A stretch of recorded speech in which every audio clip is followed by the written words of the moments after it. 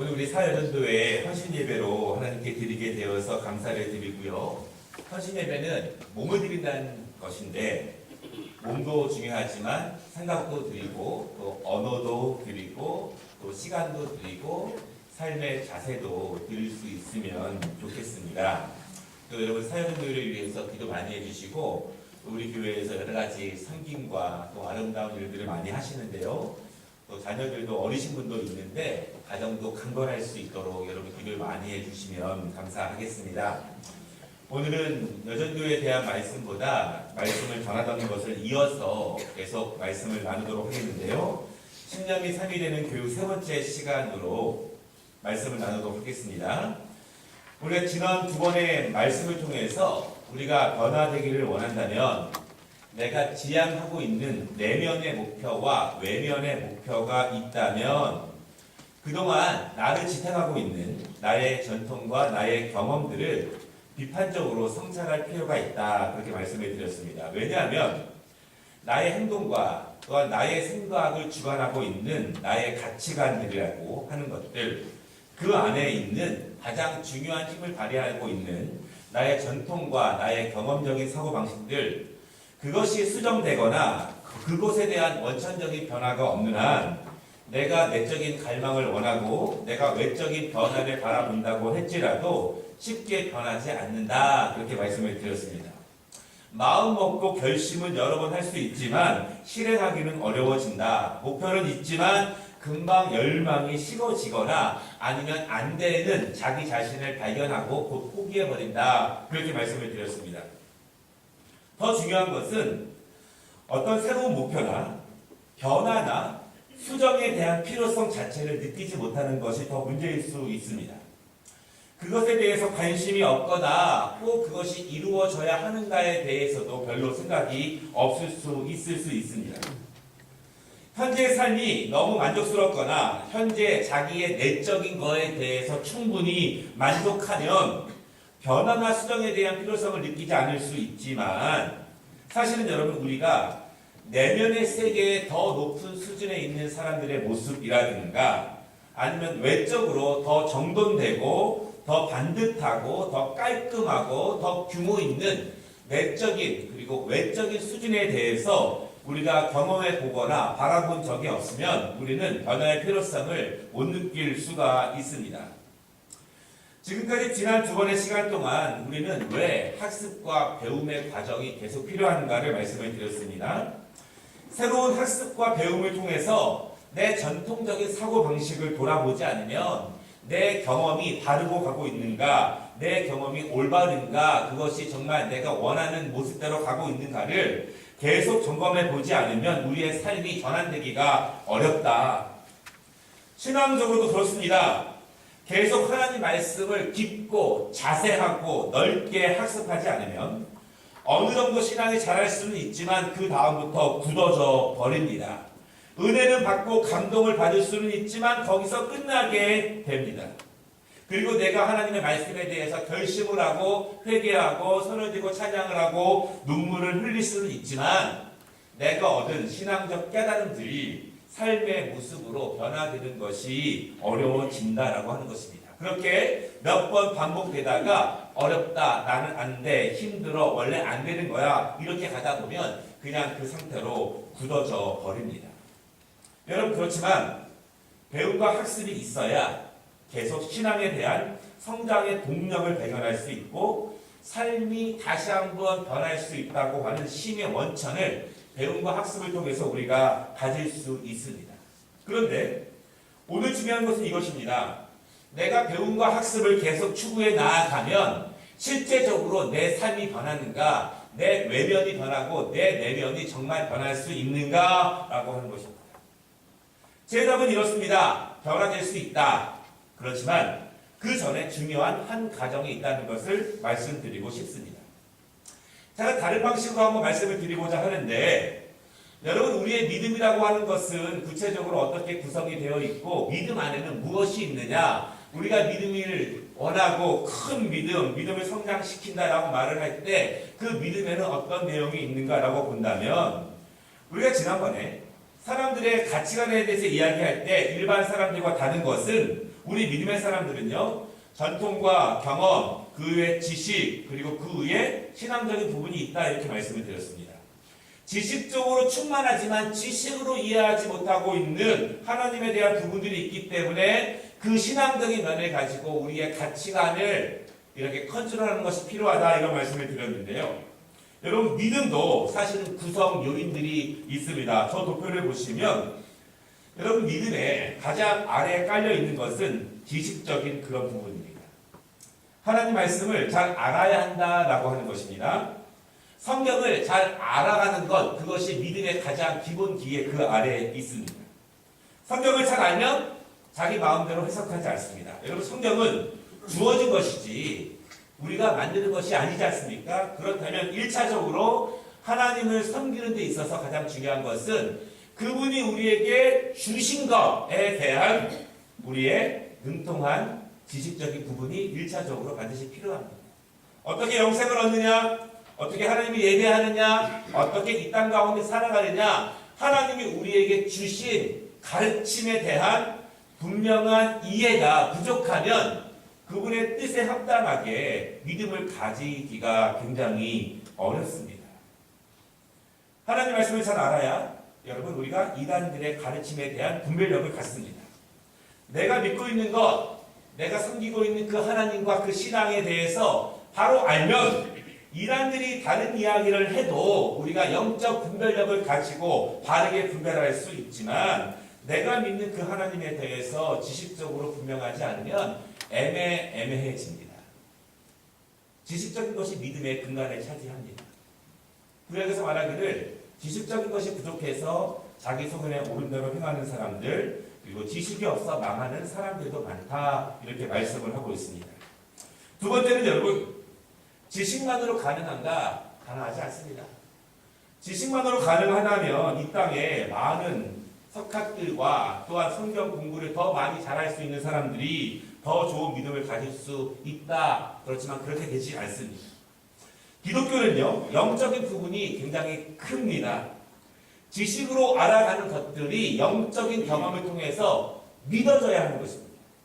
아는 것이 아니라 믿어져야 하는 것이고, 믿어지는 것은 체험되어지는 것이고, 경험되어지는 것입니다.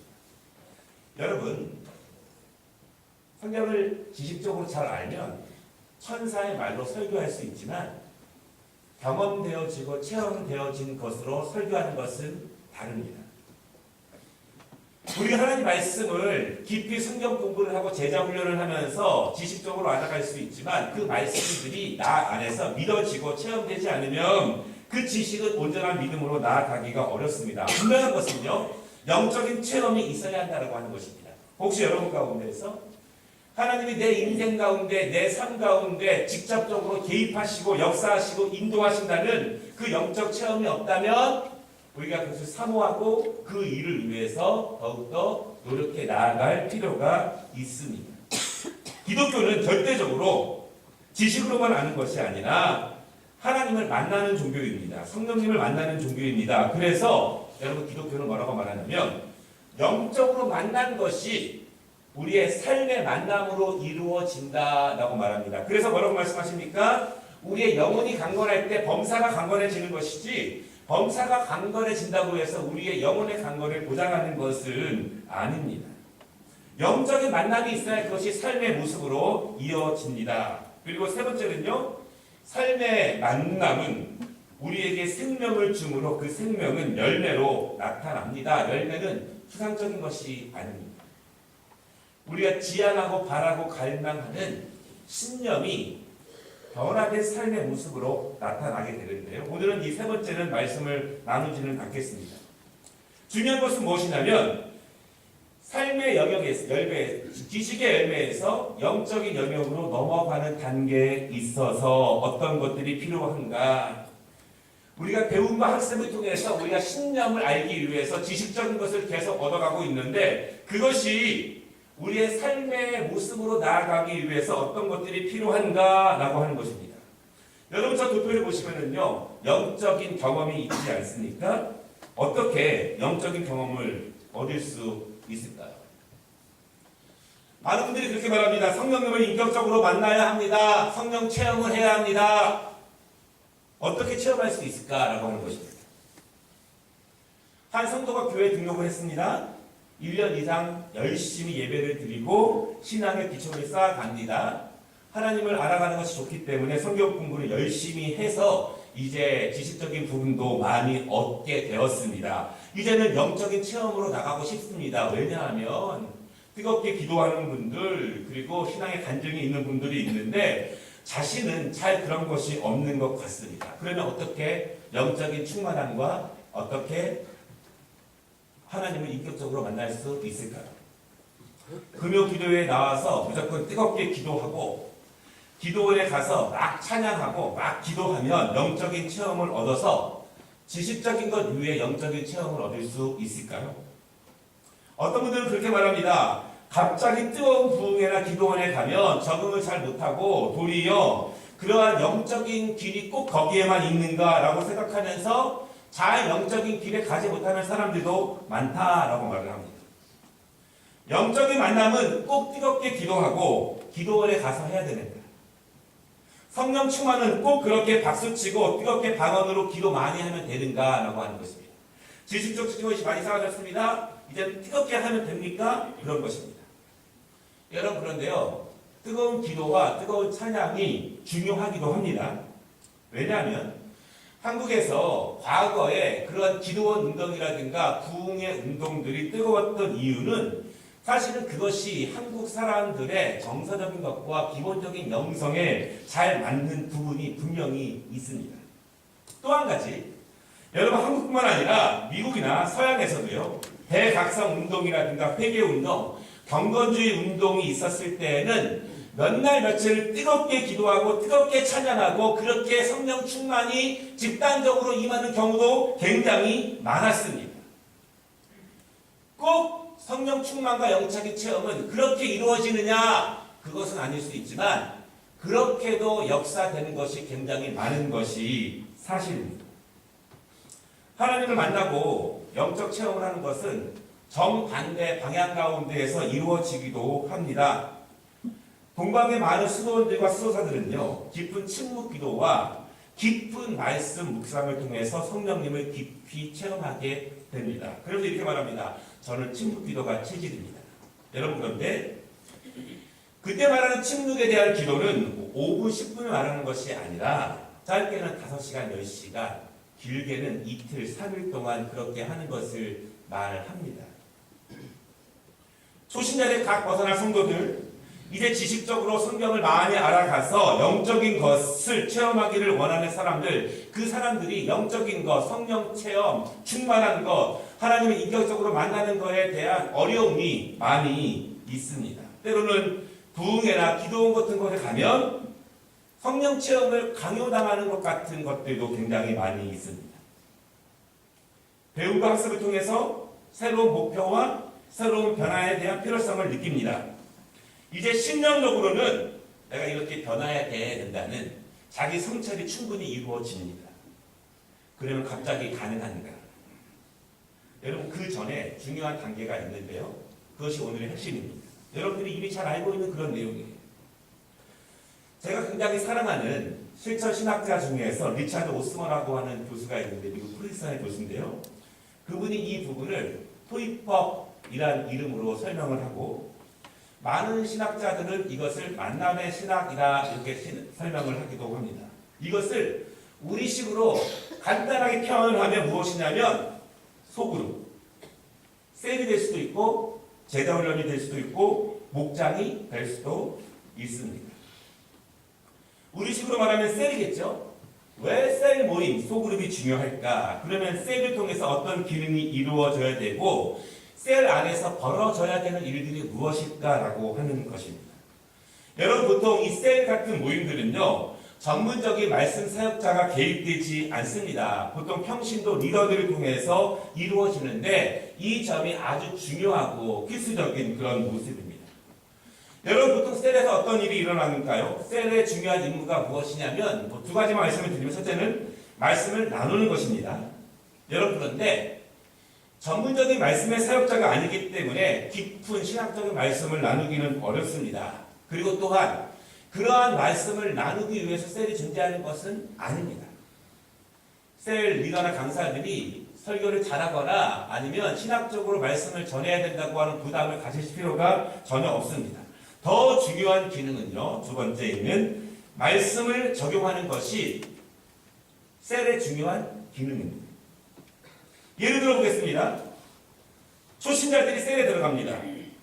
배움과 학습을 통해서 하나님을 알아가고 있습니다. 지식적으로는 많이 알아가고 있고 충분히 변화되어야 된다는 것을 알고 있는데 사실은 용기가 없기도 하고 자신감이 없기도 하고 영적인 체험이 없기도 합니다. 기독교의 본질에 대해서는 잘 모르겠습니다. 그냥 사람들이 이야기하는 것들이 뜬구름 잡는 것으로 듣기도 합니다.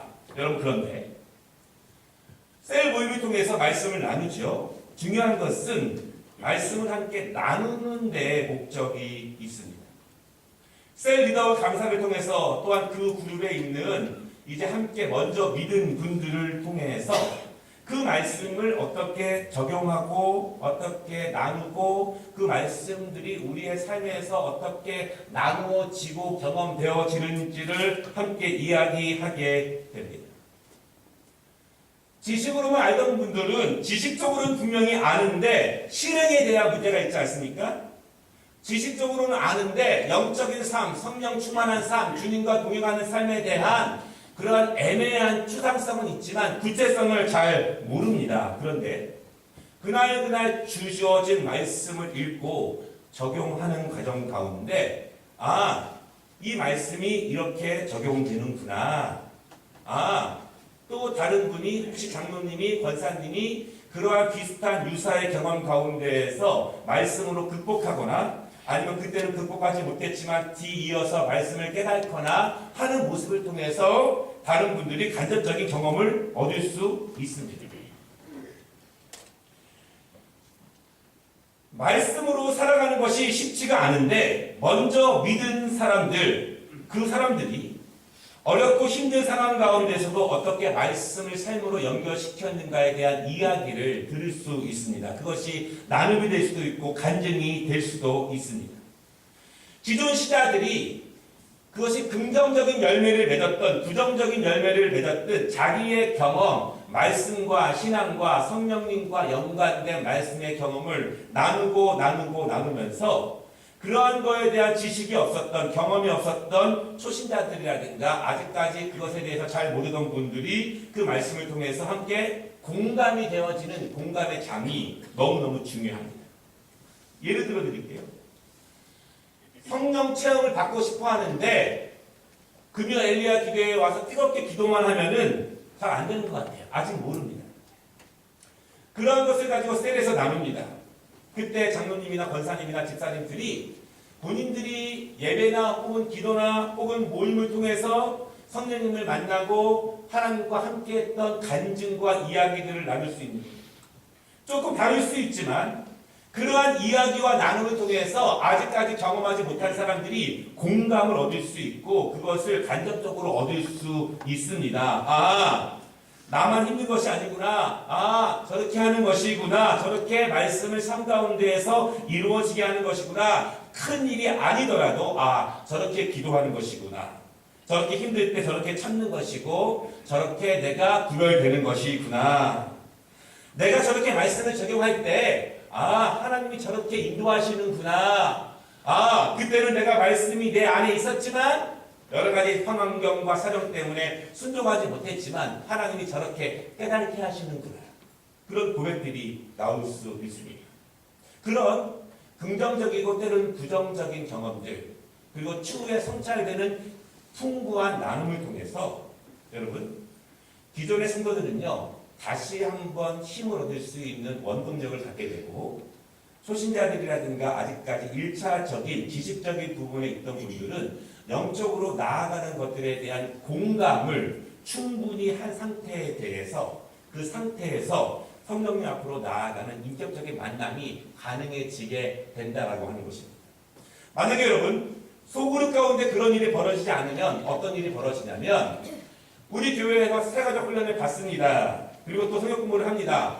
그 다음에 인격적인 하나님과 성령 충만을 위해서 그냥 다이렉트로 엘리야 기도에 투입되는 거예요. 거기에 맞는 사람도 있겠죠. 그러나 못 맞는 사람도 있습니다.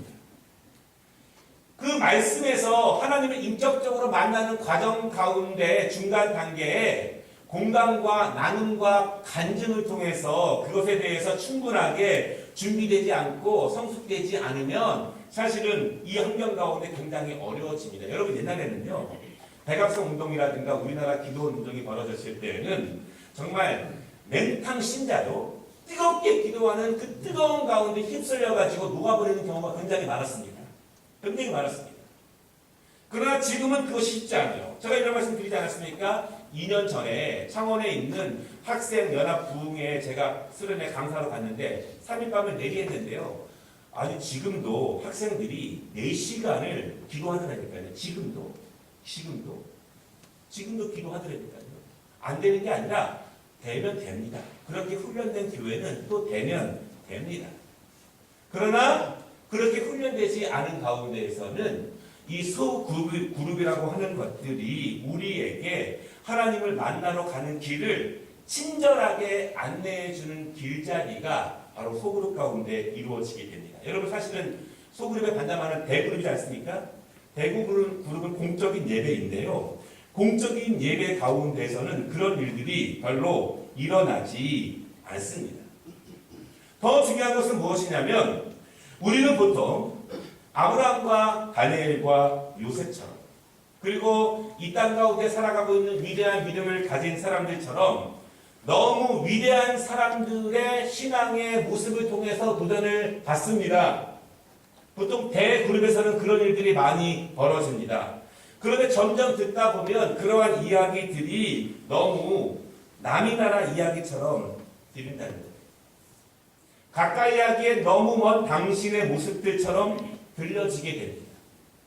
그런데 내 앞에 있는 장로님, 내 앞에 있는 권사님, 나와 비슷한 집사님, 그들이 나와 비슷한 경험을 하고 나와 비슷한 성장의 진통과 과정을 통해서 그렇게 성장하고 있고 그렇게 회개했고 그렇게 뉘우쳤고 그렇게 변화되어 가는 모습을 통해서 초신자들이라든가 아니면 지식적으로만 뜨거운 열망이 있는 사람들이 행동과 삶으로 연결시킬 수 있는 구체적인 모델링을 하게 된다라고 하는 것입니다. 여러분 우리 교회에도 정말 중요한 것이 무엇이냐면 우리 교회의 장로님들, 권사님들, 안수단들 가운데에서 성도들이 이렇게 바라볼 수 있는 믿음의 모델링이 정말 중요합니다. 여러분 잘 되는 게 모델링이 아니에요. 못 되는 것도 그럴 수 있습니다.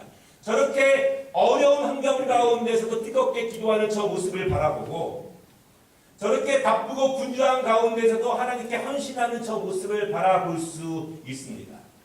저렇게 멀쩡하고 번듯한 분인데에도 한없이 낮아지는 모습을 바라보면서 모델링할 수도 있고요. 저렇게 촉망스러운 그런 길을 가고 있는데에도 한없이 낮은 모습으로 겸손의 모습으로 섬기는 모습이 우리에게 모델링이 될 수 있습니다. 사실은 여러분 소그룹에서 정말 중요한 것은 긍정적인 그러한 삶의 나눔도 중요하지만 내가 실패한 경험, 내가 넘어진 경험, 내가 회개한 경험, 내가 뒤늦게 깨달은 경험들이 나누어질 때에 연약한 성도들과 아직 결심을 하고 마음은 원이로되 그 길로 나아가지 못하는 신앙의 성도들에게 더 큰 힘을 줄 수 있다라고 하는 것입니다. 위대한 인물들과 책에 나오는 사람들이 우리에게 목표와 새로운 각오를 줄 수는 있지만 내 눈에 앞에 보이고 있는 그분들보다 더 많은 삶의 영향력을 주지는 못하다라고 하는 것입니다. 내 동료가 같은 성도들이 때로는 나보다 훨씬 더 못한 것 같은 사람들이 말하는 신앙, 그들이 경험한 것들, 여러분 그것들이요 아직 신앙적인 모습을 삶의 모습으로 적용시키지 못하고 연관시키지 못하는 사람들, 특별히 케이스로 연결하지 못하는 부분들이 있어요. 예를 들면 헌금으로 연결하지 못하거나 전도로 연결하지 못하거나 주일성소로 연결하지 못하거나 또한 섬김으로 연결하지 못하거나 회사에서 어떻게 믿음을 지키는가 연결하지 못하거나 학교에서 연결하지 못하는 사람들에게 실제로 여러분 그 연결에 대한 중요한 지혜들은 소그룹에서 거의 다 이루어집니다. 대그룹에서 이루어지는 것은 거의 불가능합니다. 그 지혜들이 바람직하게 나누어지고 모아질 때 실제적으로 우리가 지식을 통해서 배우고 학습을 통해서 결심을 하고 용기를 내지만 실질적인 삶으로 연결하는데 그것이 중요한 지혜가 된다라고 하는 것입니다. 그것이 기존 신자들에게도 다시 힘을 내게 합니다. 여러분 기존 신자들이 왜 더 힘을 낼 수 있는지 아십니까? 그것은 그분들이 자라고 그분들이 성장하고 그분들이 깨달아지는 모습을 바라보면서 양육의 기쁨을 얻기 때문에 또다시 성장해질 수 있고 또 다른 성도들의 이러한 나눔을 통해서 또한 그 자체가 자기를 성찰하고 자기를 반성하는 기회가 됩니다. 여러분 그렇다면 이 소그룹이 얼마나 중요합니까? 요즘 우리나라를 비롯해서 전 세계적으로 두 날개니 여러 가지가 있는데요. 항상 다 두 가지예요. 대그룹 모임과 소그룹 모임. 대그룹 모임에서 선포된 메시지가 소그룹 가운데 얼마나 자세하고 세밀하게 쪼개서 씹어서 나누어지는가 거기에 사실은 말씀의 성패가 달려져 있습니다. 왜냐하면 강단에서 똑같은 말씀을 전하고 있지만 각각의 믿음의 분량에 따라서 받아들이는 정도가 너무 클 수밖에 없어요. 그 차이가. 그러나 그것이 소그룹으로 내려가서 적용되어지고 나누어지고 쪼개어지면 대그룹에서 받아들이는 것보다는 훨씬 더 그 갭이 좁아질 수밖에 없고 훨씬 더 세밀해질 수밖에 없습니다. 그래서 소그룹에서 셀 리더라든가 셀 강사라든가 그런 직책은 아니더라도 먼저 믿은 분들이 그렇게 나누는 것이 실제적으로 함께 강건해지는 기회가 된다라고 하는 것입니다. 그것을 우리가 교육적으로 공감된다 그렇게 이해해요. 지식적으로 아무리 많이 깨달아져도 우리가 삶으로 나아가기 전에 충분하게 공감되지 않으면 충분하게 물지 않으면 어려워진다라고 하는 것입니다. 여러분들에게 1차적인 배움과 학습을 지속적으로 동기를 부여하고 건면하고 여러분들을 독려하고 배움과 학습의 길로 이끄는 것은 기본적으로 저와 사역자들이 해야 될 일이에요. 그렇지만 그것들이 다시 재가공되고 공감되어지고 체험되어지고 나누게 되는 것은 우리 평신도 사역자들을 통해서 셀 가운데에서 많이 이루어지는 것이 중요합니다. 그것들이 함께 강건해질 때 우리의 삶 가운데에서 구체적인 거예요. 여러분 우리가 말씀을 배웠고 회개했습니다. 그럼 그것이 케이스 바이 케이스로 우리 삶에 직접적으로 적용이 되는가라고 하면 다른 문제입니다. 그것이 내가 직장에서 점심시간에 기도하는 문제와 관계가 되는가? 내가 직장에서 세금을 띄어먹는 것과 관계가 되는가? 관계가 되게 어려워져요. 그렇지만 이 소그룹을 통해서 그런 것들을 충분하게 더 깊어질 수 있고 물론 전제는 바른 길로 제시할 수 있는 영적인 흐름과 말씀의 기본이 서 있다고 하는 것이 굉장히 중요하겠지만 그러할 때 삶이 신념이 삶이 되는 모습으로 더 효과적으로 나아갈 수 있다. 이렇게 말씀을 정리하도록 하겠습니다. 우리 교회 셀을 통해서 이러한 역사가 충만한 그러한 셀이 되시기를 주님의 이름으로 축원합니다. 기도하겠습니다.